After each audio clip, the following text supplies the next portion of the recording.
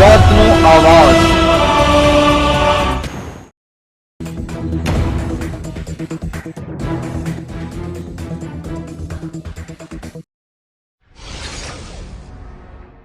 રાજકોટ જિલ્લાના ધોરાજીના પૂર્વ ધારાસભ્ય અને રાજકોટ કોંગ્રેસ જિલ્લા પ્રમુખ લલિત વસોયાએ પતંગ ઉડાવી ભાજપની પતંગ 2024 ચૂંટણીમાં કાપવાની છે તેવું નિવેદન।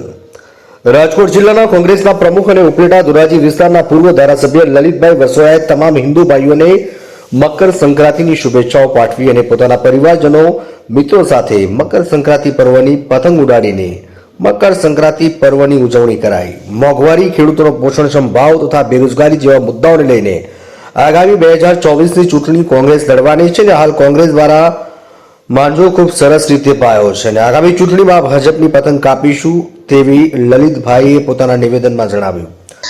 મકર સંક્રાંતિના આ પાવન પ્રસંગે પતંગ રસિયાઓને અને તમામ હિન્દુ ભાઈઓને મકર સંક્રાંતિની શુભકામનાઓ પાઠવું છું।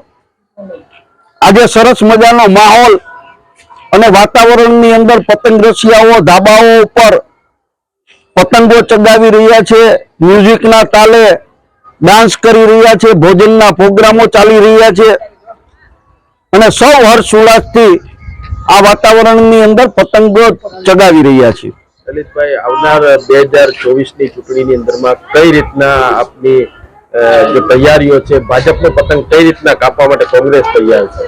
અત્યારે જે સરસ મજાના વાતાવરણની અંદર અમે પતંગ ચગાવી રહ્યા છીએ અને બીજા ધાબાઓ વાળાની પતંગો કાપી રહ્યા છીએ। એવી જ રીતે 2024ની અંદર બરાબર માંજો પાઈ અને કોંગ્રેસ પાર્ટીએ બેરો તૈયાર કર્યો છે। બેરોજગારીની વાત હોય, મોંઘવારીની વાત હોય, ખેડૂતોને પોષણક્ષમ ભાવની વાત હોય, આવા મુદ્દાઓ ઉપર પ્રજાની સમક્ષ જઈ અને ભારતીય જનતા પાર્ટીની પતંગ કાપીશું એવો અમને દ્રઢ વિશ્વાસ છે। ધોરાજી ઉપલેટા વિસ્તાર પૂર્વ કોંગ્રેસના ધારાસભ્ય અને રાજકોટ જિલ્લા કોંગ્રેસના પ્રમુખ લલિત વસોયાએ આગામી 2024ની ચૂંટણીમાં કોંગ્રેસ ભારે ખંતથી ચૂંટણીઓ લડશે અને કોંગ્રેસ 2024ની ચૂંટણીમાં તમામ મુદ્દાઓને સાથે રાખીને ચૂંટણી લડીશું તેમ જણાવ્યું હતું। ધોરાજીથી અલ્પેશ ત્રિવેદીનો રિપોર્ટ।